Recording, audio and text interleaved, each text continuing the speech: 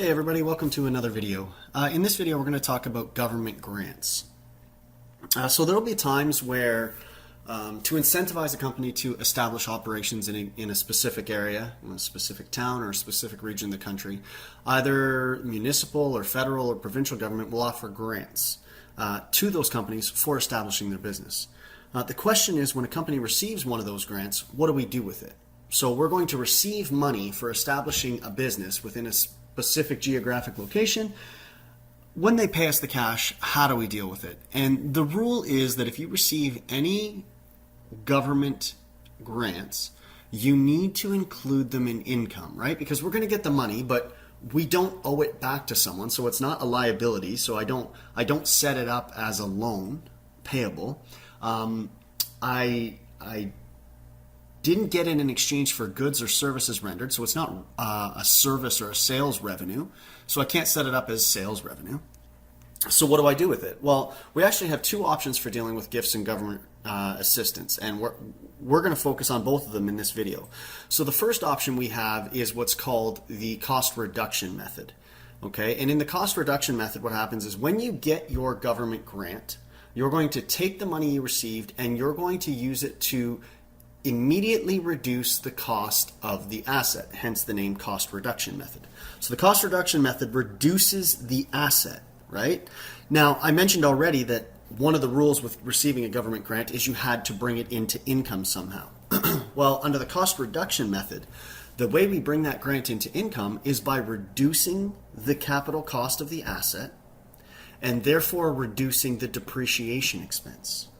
So by having a lower base cost of the asset itself, we have a lower depreciation expense and therefore a higher net income.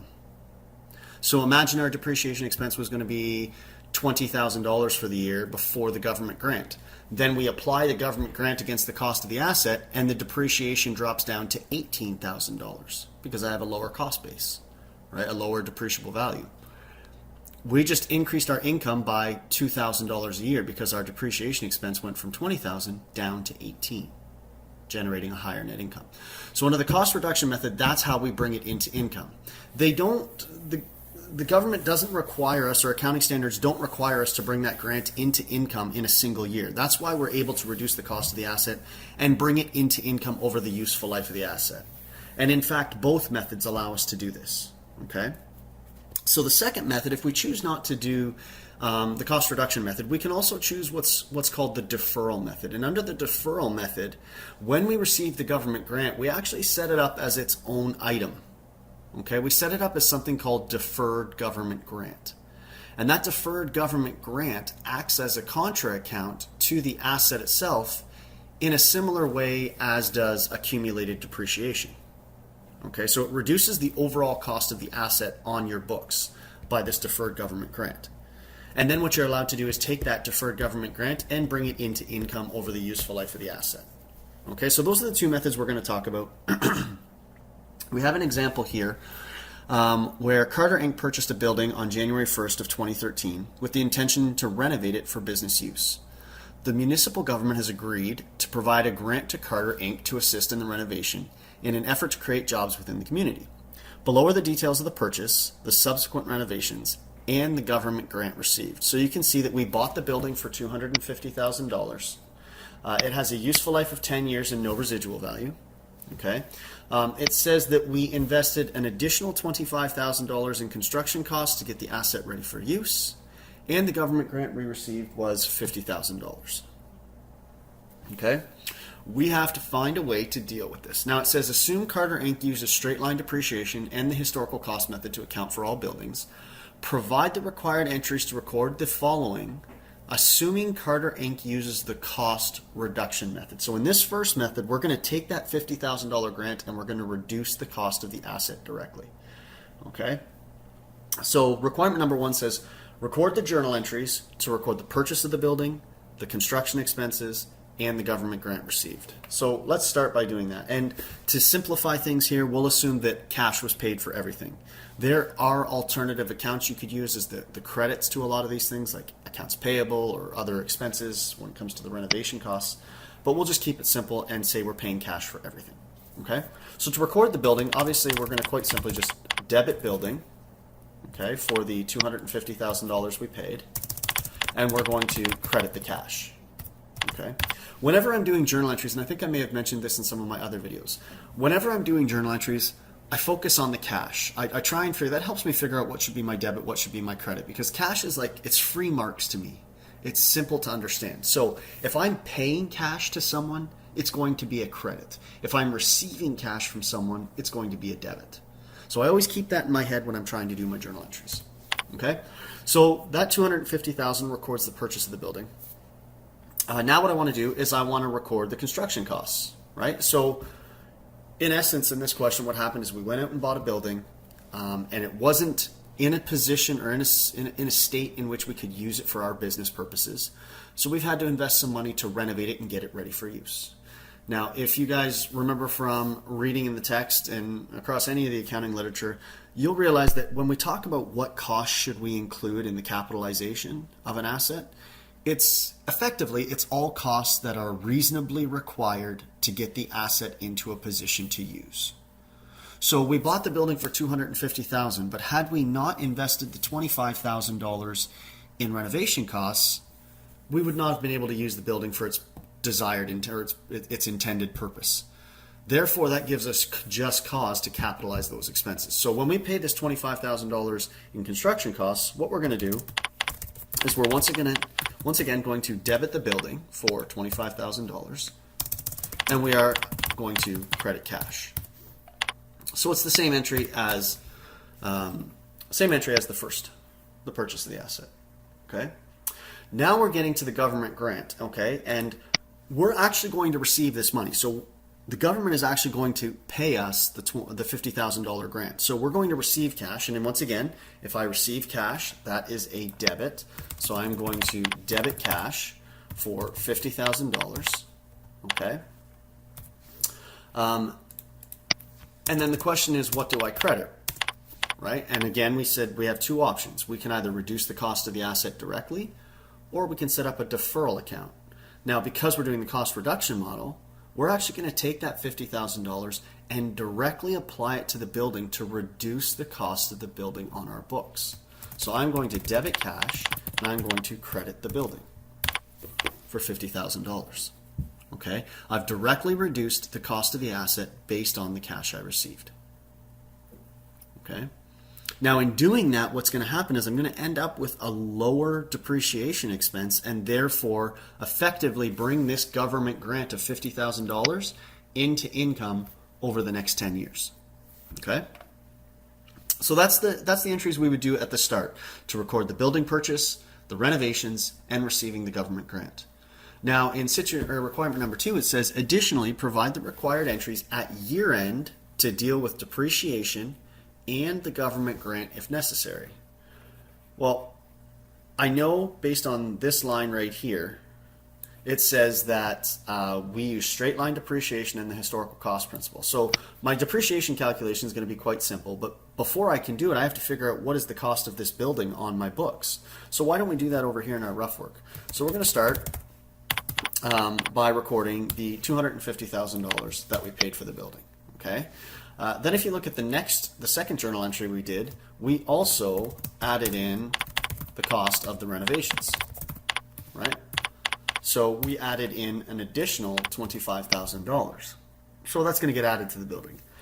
But because this is the cost reduction method, what I have to do is I have to subtract out the government grant because we're applying it directly against the building itself.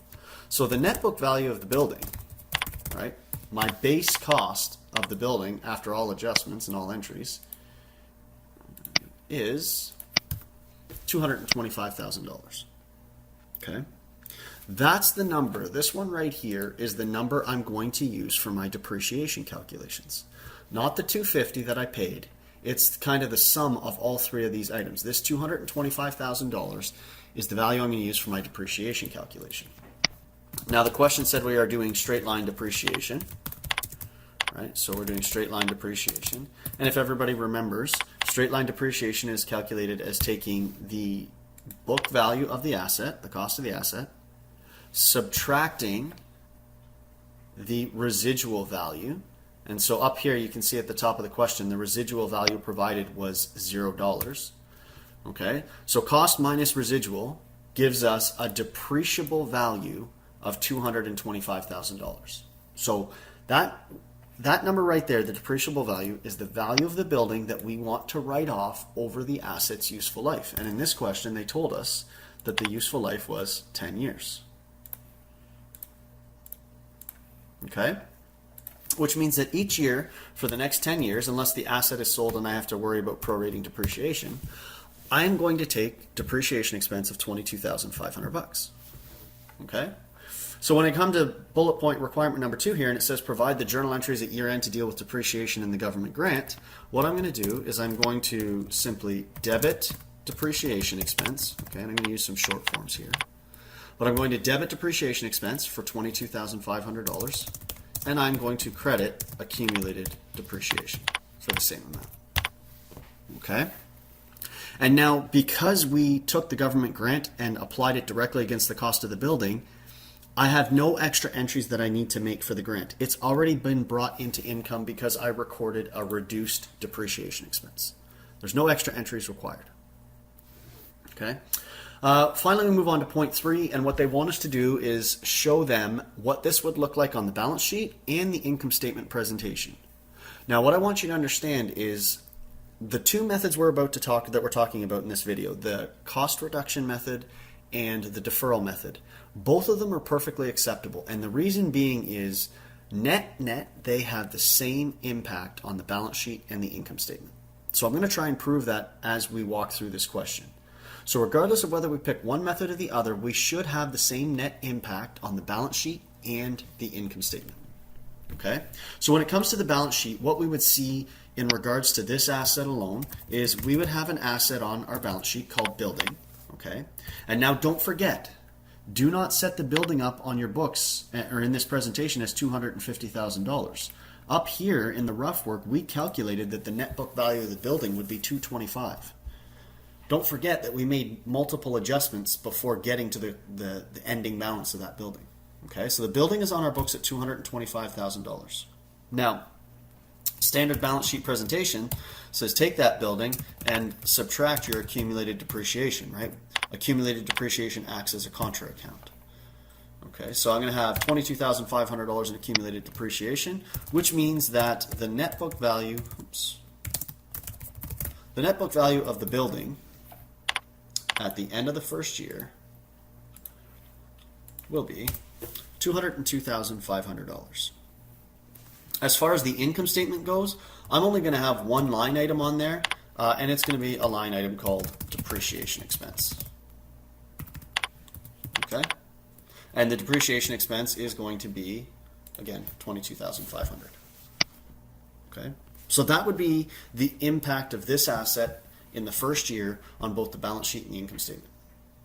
So what I want to do now is when we move on to the deferred government grant method, I want to show you that the impact is the same. So we should see a net impact of $202,500 on the balance sheet and a net impact on the income statement of $22,500.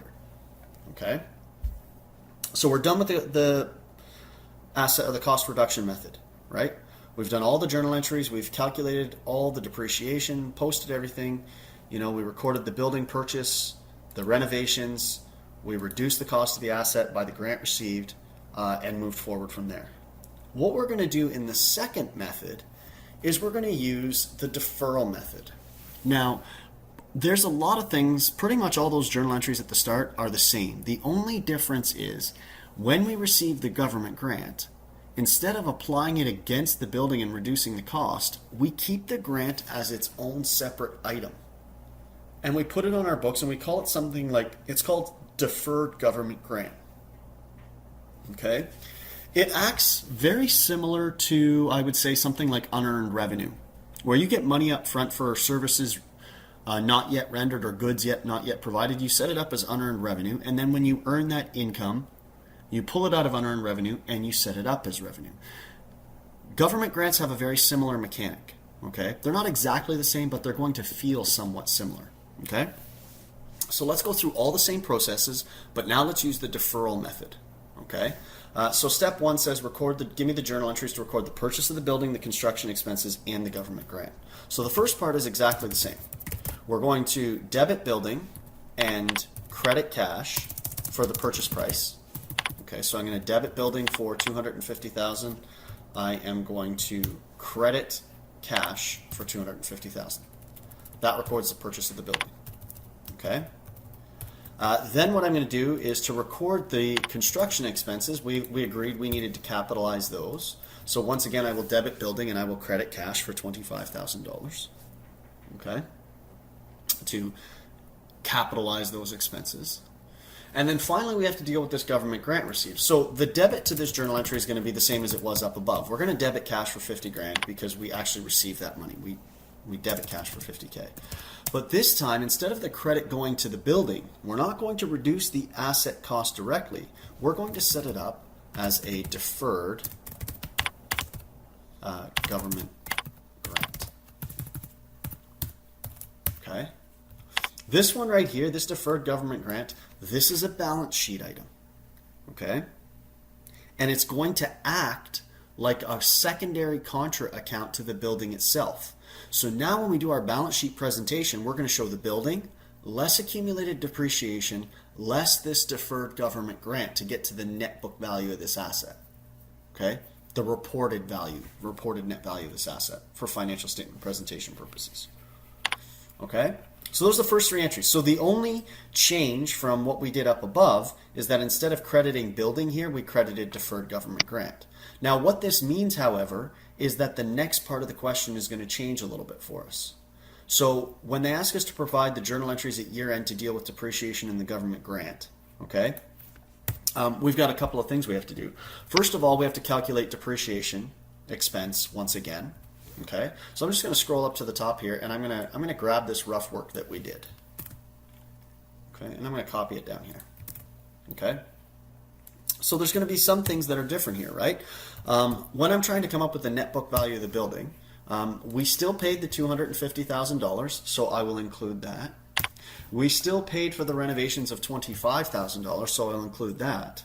But because we're doing the deferral method, we're not actually going to subtract the grant from the cost of the building.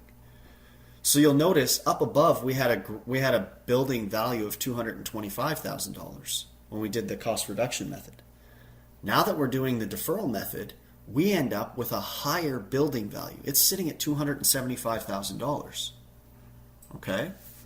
So the question you might be asking is, well, a higher building value is going to create a higher straight line depreciation, and we can actually see that. Straight line depreciation would be the cost of the building, which is $275,000, minus the residual value, which was nil.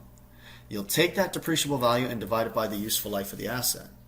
So now instead of recording depreciation expense of $22,500 like we did up above, we're actually going to be taking $27,500. So we're going to be taking a higher amount of depreciation.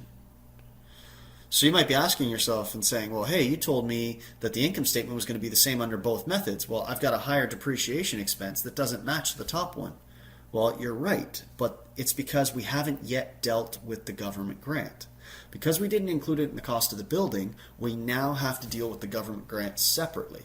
And what they allow us to do is take a portion of this $50,000 deferred government grant and bring it into income over the useful life of the asset. So each year, we are going to have to do a journal entry to record some grant revenue.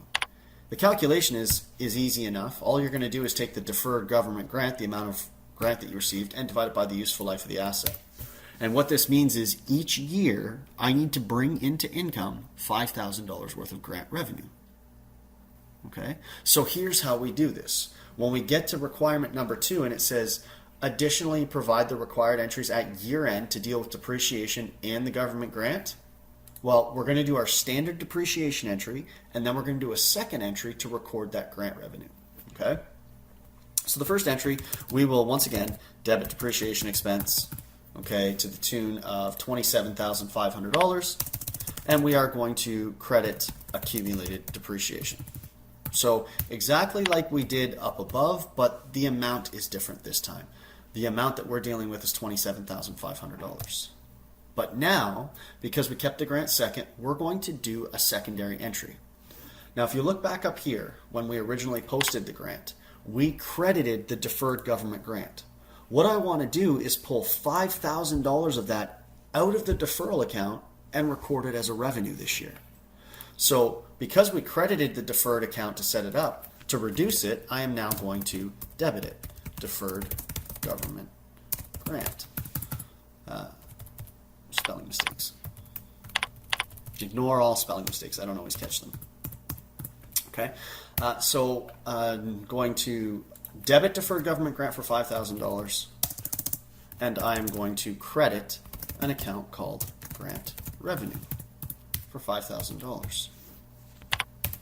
Okay, so this grant revenue is on your income statement. It would show up in a multi-step income statement. It would show up in the section called Other Revenues and Gains, or if you were doing a single step, it would just show up in your revenue section. Okay, but you're going to have a revenue amount of $5,000 for government grant. Okay, so that's how we do it. Because we kept the grant separately, we have to do a secondary entry to bring a small chunk of it into income, right? And like I said, this has a very similar feel to unearned revenue. Normally, when someone pays you upfront for services not yet provided, what you would have done is you would have debited cash and credited unearned revenue for the amount you received. And then as you provide those services, what you would get to do is debit the unearned revenue and credit revenue. So that has a very similar feel to what we're doing with this deferred government grant. We're bringing a portion of it in income just over the passage of time. It's like prepaid insurance, or a customer prepays you for rent. Every month that you provide them with some rent, you bring 1/12 of that amount in. Okay? Now, to prove my point from before, I said that regardless of which method you choose, they should have the same impact on the balance sheet and the income statement. So let's see if we can prove that right now. So when it comes to the balance sheet, I'm going to start out once again with my building. Okay? Now again, like I said before, make sure you're grabbing the right building value. It's not just the $250,000 amount that we paid for the building. Up here, we calculated under the second method that the net book value of the building was going to be $275,000. Okay, so that's my starting point, the $275,000. Okay, we have our standard contra account, which is the accumulated depreciation account. So I'm going to subtract accumulated depreciation. Okay, and we posted $27,500 to the accumulated depreciation account. Okay, now if you were to subtotal these up, you would notice that the building is sitting on my books at $247,500, and if you scroll up here, I said it should actually be 2025. So what gives? It's not the same number, and I said it would be. Well, it's because there's one thing we haven't dealt with yet, right? And we have one additional contra account under the deferred government or the deferral method. We also have to subtract the deferred government grant. Okay? Now, pay attention, because this is probably the single biggest mistake that over the years I've seen students make, is they get to the deferred government grant and they want to just take the amount that they posted as grant revenue and they want to show that as the balance in the contra account. But that's not how it works, okay? If we draw a little T account over here for our deferred government grant, okay, we can try and follow this thing through. And we'll go back to our journal entries to populate the T account. Okay, so in requirement number 1, when we were recording all of the items, the purchase of the building, the construction expenses, and the grant itself, you'll notice that we debited cash and we credited deferred government grant. So we would have started out with a $50,000 credit balance in the deferred government grant. That takes care of this journal entry right here. Then at year end, when we did our year end adjusting entries, we would have taken a small portion of this and brought it into income, which would reduce the balance in this account. And you can see here that we debited deferred government grant for $5,000. Okay, that leaves us with a closing balance of $45,000. That's what's sitting in the deferred government grant, and that's the amount I need you to show as the deferral amount, as the contra account. Okay, when you do all that, you end up with a net book value of this building. And let's hope this works. You end up with a net book value of $202,500, which is the exact same as the balance we had up above. So regardless of which method you pick, you end up with the same impact on the balance sheet. It's just a different presentation. Okay? Now the income statement should be the same thing. In the income statement, we're now not just going to have a reduced depreciation, we're actually going to have two separate things. We're going to have a revenue item, and we're also going to have an expense item. Okay, like I mentioned, the deferred government grant is probably going to show up in your other revenues and gains in that section of your income statement, right? So I've got a line item in here called grant revenue. Okay, oops, sorry about that. And in the first year, you can see we recorded grant revenue of $5,000. So that's going to be a revenue. Now, in addition to that, we also have an expense with regards to this asset, which is the depreciation expense for the year. Okay, and we had a slightly higher depreciation expense. We had $27,500 versus the $22,500 from the first part of the example. So I've got a revenue and I've got an expense. So the net impact on your net income from these two items is $22,500, which, if you scroll back up here, that's the depreciation expense we took from the cost reduction method. So regardless of which method we pick, they're going to have the same impact on the balance sheet and the income statement. It's a preference thing. It's whether or not you want the grant to be recorded separately or included in the cost of the asset. But at the end of the day, you should end up with the same result on your balance sheet and income statement. Okay? So I think that's it. That covers, I know this was a little bit longer, but that covers your grants, your government grants. Covers both methods, all the journal entries that you might be required to do, and how to present them on your two main statements. Okay? So I hope that helps, and I'll be recording some more videos coming up. Thanks a lot. Net income from these two items is $22,500, which, if you scroll back up here, that's the depreciation expense we took from the cost reduction method. So regardless of which method we pick, they're going to have the same impact on the balance sheet and the income statement. It's a preference thing. It's whether or not you want the grant to be recorded separately or included in the cost of the asset. But at the end of the day, you should end up with the same result on your balance sheet and income statement. Okay? So I think that's it. That covers, I know this was a little bit longer, but that covers your grants, your government grants. Covers both methods, all the journal entries that you might be required to do, and how to present them on your two main statements. Okay? So I hope that helps, and I'll be recording some more videos coming up.